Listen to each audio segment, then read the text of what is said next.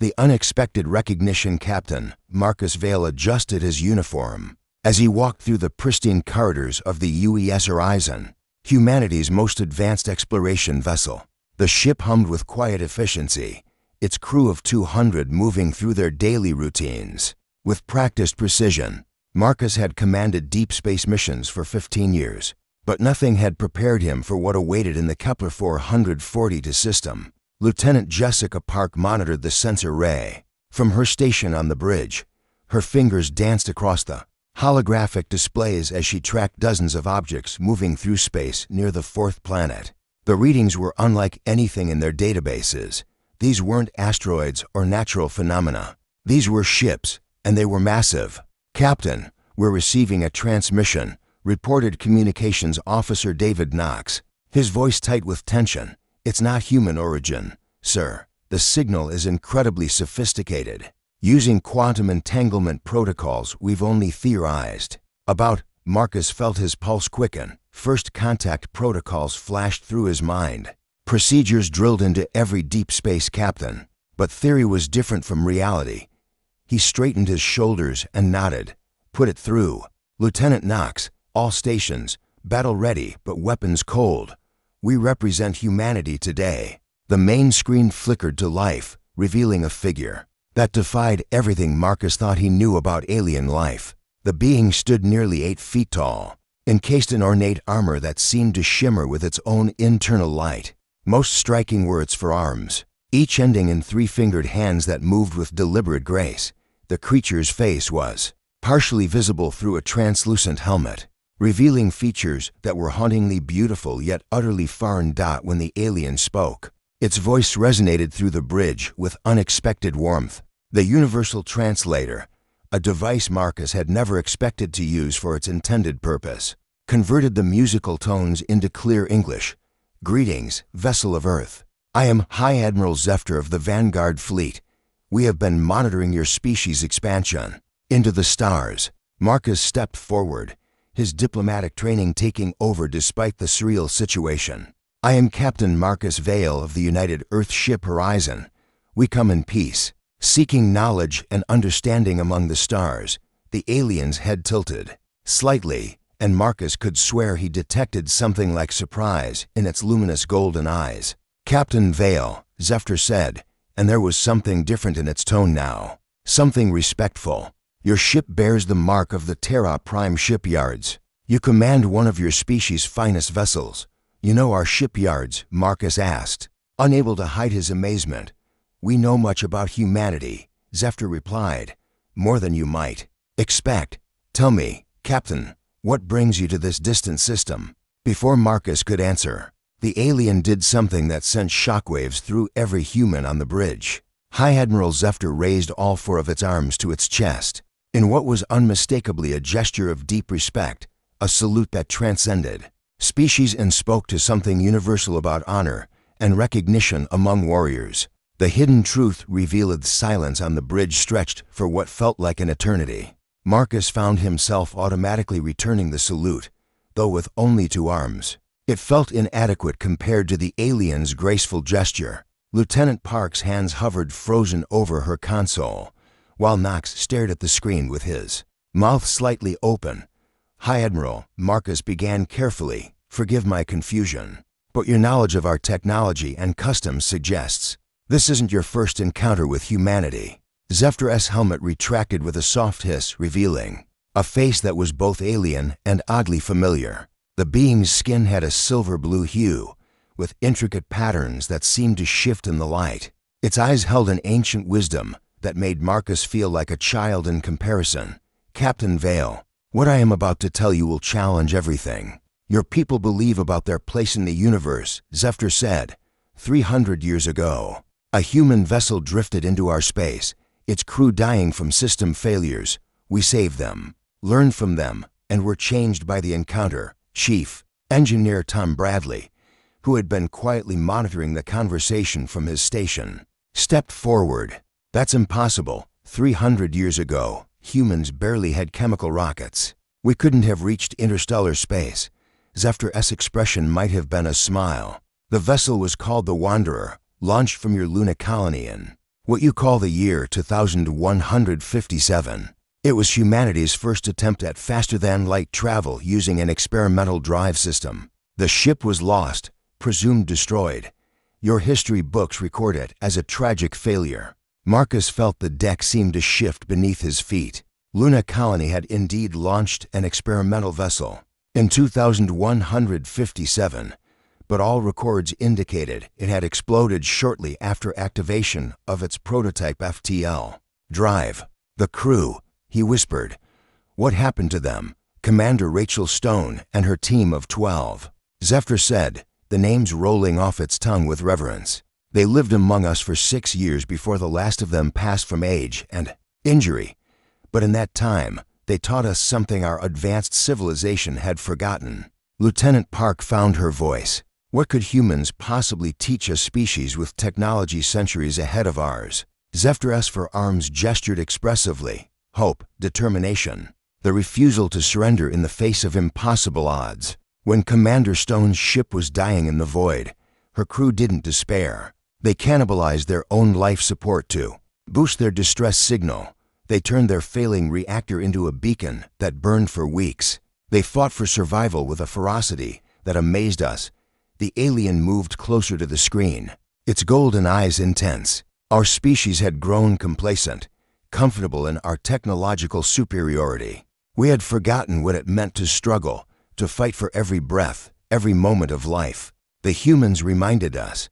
They showed us that advancement isn't just about technology, it's about spirit. Knox leaned forward at his station. So you've been watching us ever since. Protecting you, Zephyr corrected.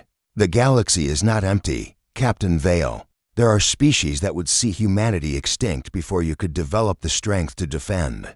Yourselves, we have been your guardians, your hidden shield. For 3 centuries, Marcus felt a mixture of gratitude and unease. Why reveal yourselves now? Zephyr's expression grew grave. Because the time of protection is ending. A force approaches this sector of space that even we cannot face alone. We need allies. Captain Vale, we need the one thing your species possesses in abundance that ours has grown weak in. The approaching stormed atmosphere on the bridge had shifted from wonder to tension. Marcus could see his crew exchanging worried glances as they processed the implications of Zephyr's words. The idea that humanity had been under alien protection for centuries was staggering enough, but the suggestion that even their advanced guardians needed help was terrifying. What kind of force? Marcus asked, though he wasn't sure he wanted to hear the answer. Zephyr S for Arms manipulated controls that materialized in the air before them, creating a 3-dimensional star map that filled the space between the 2 ships. Red markers pulsed ominously at the edge of the display, moving slowly but inexorably toward their region of space. The Void Collective, Zephyr said. And even through the translator, the name carried a weight of dread. They are not like us, Captain. They do not seek resources or territory.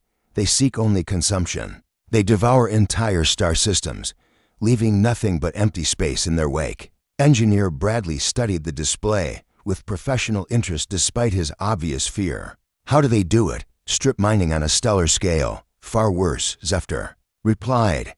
They consume the very fabric of spacetime itself, creating expanding pockets of absolute nothingness. 13 civilizations have fallen to them in the past millennium.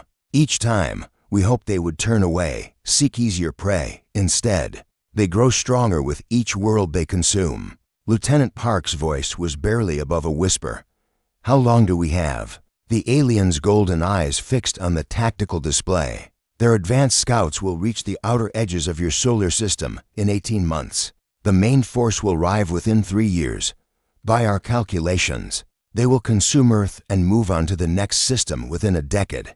Marcus felt the weight of command settle on his shoulders like never before. He wasn't just responsible for his crew anymore. He was potentially responsible for the fate of humanity itself. What do you need from us? Our technology is primitive compared to yours.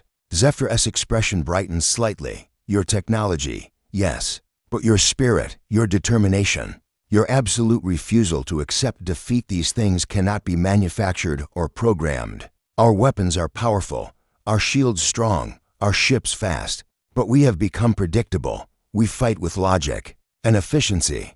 The Void Collective has learned to counter such tactics. Communications Officer Knox looked up from his station. You're saying you need us to be unpredictable. I am saying we need you to be human, Zephyr replied. Commander Stone and her crew showed us battle tactics we had never considered. They fought with creativity born of desperation, with strategies that defied conventional military wisdom. When their primary weapons failed, they turned their waste recycling system into a missile. When their engines died, they used their artificial gravity generators as weapons. Marcus found himself smiling despite the gravity of the situation. That sounded exactly like something humans would do. You want us to teach your people to fight. Dirty. We want to learn from the species that turned nuclear weapons into a deterrent instead of an extinction event, Zephyr said. The species that colonized hostile worlds by sheer force of will. The species that looked at the vastness of space and saw not an obstacle, but an opportunity. The High Admiral gestured toward the tactical display, and new markers appeared friendly. Forces positioned throughout the galaxy. The Vanguard fleet consists of 12,000 vessels, each more powerful than anything in your current navy. But power alone will not stop the Void Collective. We need innovation. We need the kind of tactical thinking that could turn a dying exploration ship into a beacon of hope. Chief Medical Officer Diana Ross, who had remained silent until now, stepped forward. What exactly are you proposing? Zephyr S. for arms moved in what might have been the alien equivalent of a shrug. An alliance, a joining of our technological might with your species' indomitable spirit. We will share our knowledge, our weapons, our ships. In return, you will share your greatest weapon, the refusal to accept the impossible, the first test. Next few hours passed in a blur of activity. Marcus had transmitted Zephyr S. proposal to Earth Command, watching as the communication traveled through quantum entanglement channels the aliens had quietly established decades ago. The response came back faster than should have been possible. Full authorization to negotiate on behalf of humanity. The first joint operation began immediately. Zephyr S. flagship, a massive vessel called the Star of Eon, docked with the Horizon. Using connection protocols that seemed to materialize from thin air, the alien ship was a marvel of engineering, its corridors lit by the same internal glow as Zephyr S. armor. Lieutenant Park walked beside Marcus as they toured the alien vessel, her scientific mind cataloging every detail. Captain, the energy readings from their core are off the charts. They're using some kind of controlled singularity for power generation. Impressive. But not our primary concern right now, Marcus replied, though he shared her fascination. They were heading to the ship's tactical center, where the first joint planning session would take place. The tactical center was a spherical room, with no defined floor or ceiling, its walls displaying a real-time map of the galaxy. Zephyr floated in the center, supported by what appeared to be a localized gravity field. Around the room, other members of the Vanguard fleet participated through holographic projection. Captain Vale, Zephyr began, we have prepared a simulation based on our last encounter with Void Collective scouts. We would like to see how human tactical thinking approaches this scenario. Marcus studied the display as it shifted to show a star system under attack. 12 Void Collective vessels, each the size of a small moon, advanced on a populated world. The defending force consisted of 6 Vanguard ships, technologically superior but vastly outnumbered. Engineer Bradley, who had joined the planning session, pointed to the display. Their ships are huge, but that works against them. They can't be very maneuverable. Correct, confirmed Admiral Nexhigh, another Vanguard commander whose image flickered in the hologram. But their hulls are nearly impenetrable, and they regenerate damage faster than our weapons can inflict it. Marcus walked around the display, studying the tactical situation from every angle. Something nagged at him about the Void Collective's formation. They moved in perfect coordination, like a single organism rather than individual ships. They're networked, he realized suddenly. Look at their positioning. They're not 12 ships, they're components of a single massive weapons system. Communications Officer Knox, who had been quietly observing, spoke up. If they're networked, they must be sharing information instantaneously. But that also means they might be vulnerable to system-wide disruption. Zephyr's golden eyes brightened with interest. Explain. Marcus grinned, feeling the familiar thrill of a plan coming together. We don't try to destroy them. We try to confuse them. If they're sharing information, we feed them false data, make them think we're everywhere at once. How? Asked Admiral. Next high. Bradley stepped forward, his engineer's mind already working through the possibilities. Holographic projections, sensor ghosts. We make them fight an enemy that doesn't exist while we attack from where they're not looking. Impossible. Next high protested. Their sensors are far too sophisticated for simple deception. Maybe, Marcus admitted, but humans have been perfecting the art of deception for millennia. We call it magic, misdirection, sleight of hand. The principle is the same whether you're fooling a human audience or an alien computer network. Zephyr manipulated the controls, resetting the simulation. Show us. What followed was unlike any battle simulation the Vanguard had ever conducted. Instead of engaging the Void Collective directly, the human-advised force created a maze of false signals and phantom vessels. They used debris fields as camouflage, turned asteroid belts into weapons, and even convinced the enemy fleet to fire on their own ships by spoofing their targeting systems. When the simulation ended, the Void Collective force had been neutralized with minimal losses to the defenders. The Vanguard commanders stared at the results in amazement. Remarkable, Admiral Nexhigh breathed. In 300 years of warfare, we never considered such tactics. Marcus felt a surge of pride in his species. We're very good at making something out of nothing. It's what we do. The birth of something greater 6 months later. The transformed fleet assembled at the edge of human space was unlike anything the galaxy had ever seen.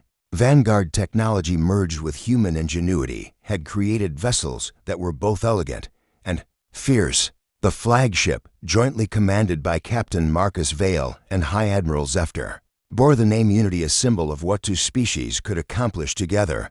Lieutenant Park, now wearing the insignia of a joint tactical officer, monitored the approaching Void Collective scouts from her station.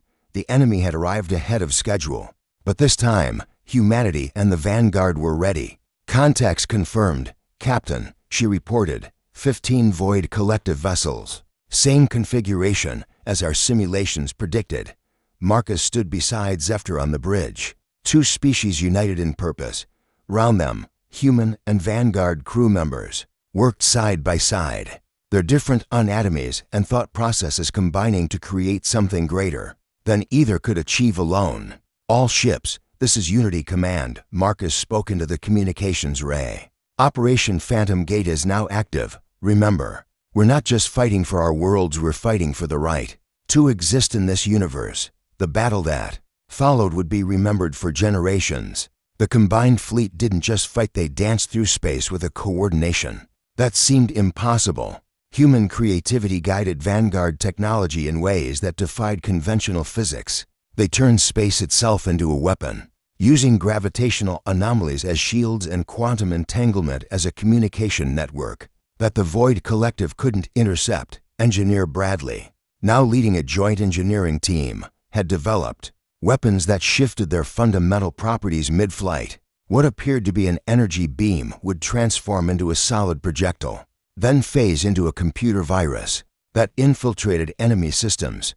Communications Officer Knox coordinated a symphony of deception that made the Allied fleet appear to be in dozens of places simultaneously. The Void Collective evolved to fight logical, predictable enemies, found themselves battling phantoms and chasing shadows. When the last enemy vessel flickered out of existence, consumed by its own corrupted systems, the combined fleet erupted. In celebration, humans cheered while Vanguard officers performed their four-armed salute of victory. But Marcus knew this was just the beginning.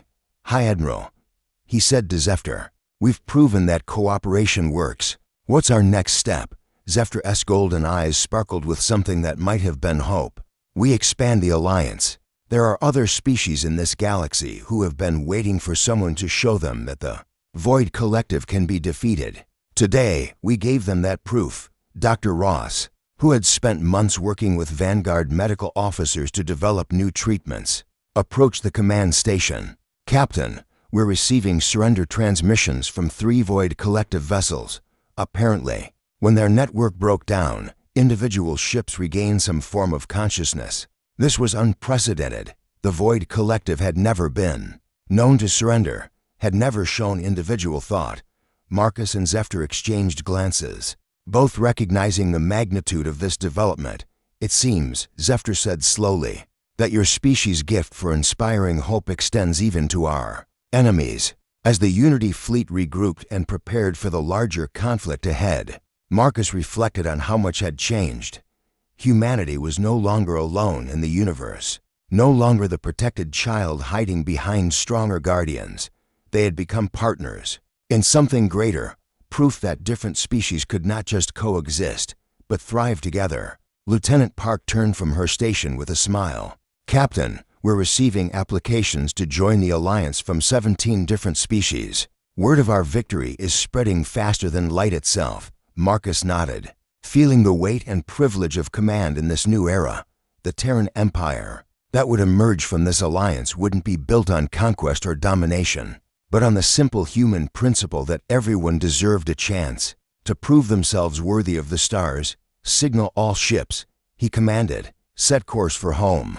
We have an empire to build, and we're going to do it the human way together.